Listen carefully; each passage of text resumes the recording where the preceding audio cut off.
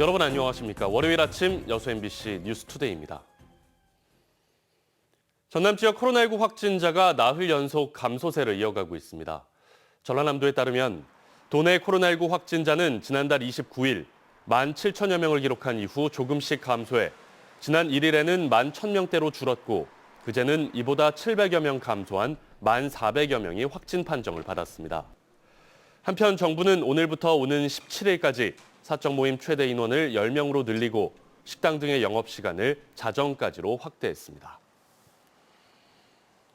정부의 방역의료체계 개편에 따라 전남에서도 오는 11일부터 보건소 선별진료소와 임시선별검사소에서 신속항원검사를 중단하고 PCR 검체 채취만 진행합니다.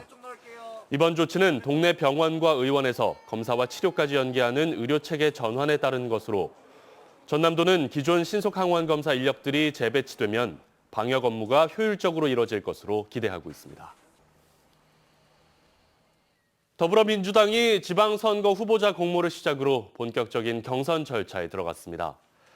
민주당 광주시당과 전남도당은 오는 7일까지 지방선거 후보자 공모를 진행한 뒤 적합도 평가와 면접 등을 거쳐 컷오프 대상과 경선 후보자를 선정할 계획입니다.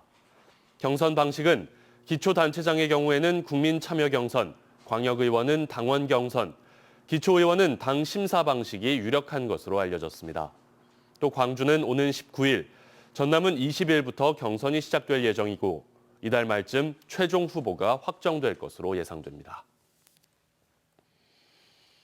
농업과 수산업이 전남의 근간인데 지방선거 비례대표 선거 후보자들의 농어민들은 좀처럼 이름을 올리지 못하고 있습니다. 정치가 어디로 향하고 있고 무엇을 향해야 하는지 고민이 필요해 보입니다. 양현승 기자입니다. 더불어민주당은 연일 지방선거 공천에서 다양성을 확보하라고 시도당을 압박하고 있습니다. 여성과 청년, 장애인 등 소수층의 정치 세력화를 주문하는 겁니다. 다양성의 원칙입니다. 여성과 청년뿐만 아니라 장애인, 사회적 약자 등 다양한 위치에 있는 분들이 그들의 입장을 대표할 수 있도록 공천 과정에서 다양성을 최대한 반영해야 합니다. 2018년 지방선거에서 기초의원과 광역의원 후보자의 평균 선거 비용은 3, 4천만 원. 생계를 걱정하며 수천만 원 목돈을 쓰기란 쉽지 않습니다. 그래서 비례대표제가 중요합니다. 비례대표제는 각 정당이 얻은 득표수를 따져 당선자를 결정하는 방식으로 사회적 소수, 약자가 대표성을 갖도록 하는 제도이기 때문입니다. 비례대표 1번을 여성에게 안배하며 성별로는 여성을 챙기고 있지만 농수산업 중심의 전남에서 농어민의 정치 참여는 높은 벽입니다. 지난 7회 지방선거에서 정원 58명의 전남도의회의 비례대표 의원은 6명입니다. 민주당 비례대표의 직업은 경제인, 사업가, 정당인 뿐이었습니다. 7회 지방선거에서 비례대표 후보를 냈던 7개 정당 가운데 농어민과 노동자, 시민활동가 등 소수층을 당선 가능권 우선순위에 배치한 정당은 바른미래당, 정의당, 민중당 뿐입니다. 기초의회에서도 22개시군 32명의 비례대표 의원 가운데 농민은 2명에 불과했고 어민은 1명도 없었습니다. 연령대로 따져도 7회 지방선거에서 선출됐던 광역과 기초 비례대표 38명 가운데 40%가 60대 이상이었고 30대 이하는 4명 뿐이었습니다. MBC 뉴스 양혜승입니다. 한국형 발사체 누리호에 실릴 성능 검증 위성의 개발 작업이 마무리 단계에 접어들었습니다. 과학기술정보통신부는 누리호 2차 발사 시 탑재될 성능 검증 위성의 개발 시험을 오늘부터 나흘 동안 진행한다고 밝혔습니다. 과기부는 이번 시험을 통해 위성이 누리호에서 분리된 뒤 안정적으로 자세를 제어할 수 있는지를 중점적으로 확인할 계획입니다. 학생들이 야외에서 학습과 휴식을 함께 할 수 있는 공간인 학교 숲이 여수에 처음 조성됐는데요. 공존과 상생의 공간으로 자리 잡고 있습니다. 안상혁 기자가 보도합니다. 여수의 한 초등학교에서 야외 수업이 한창입니다.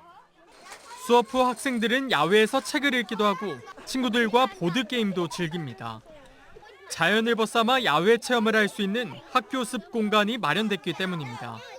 학교 숲 생겨가지고 엄청 신나고 수업 시간에 나와가지고 그 상자 안에 있는 보드게임도 놀 수 있고 풍경 좋은 데에서 앉아가지고 책을 읽을 수도 있어요.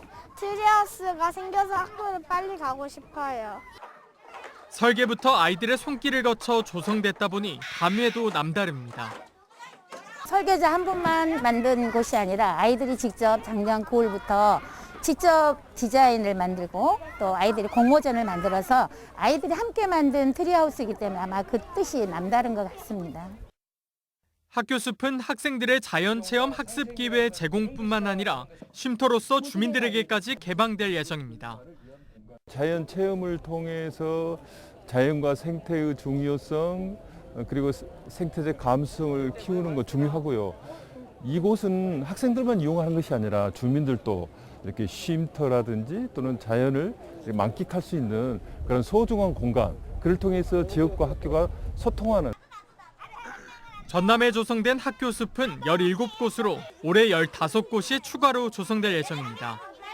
코로나19 확산으로 야외 체험을 할 수 없는 상황에서 학교 숲이 새로운 자연체험 학습 기회의 공간으로 자리 잡아가고 있습니다. MBC 뉴스 안상혁입니다.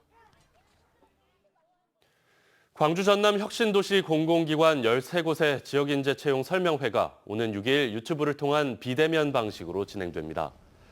이번 설명회에는 한전과 농어촌공사, 농수산식품유통공사 등 공공기관 인사 담당자가 참여해 채용 정보와 인턴십 운영 계획 등을 안내할 예정입니다.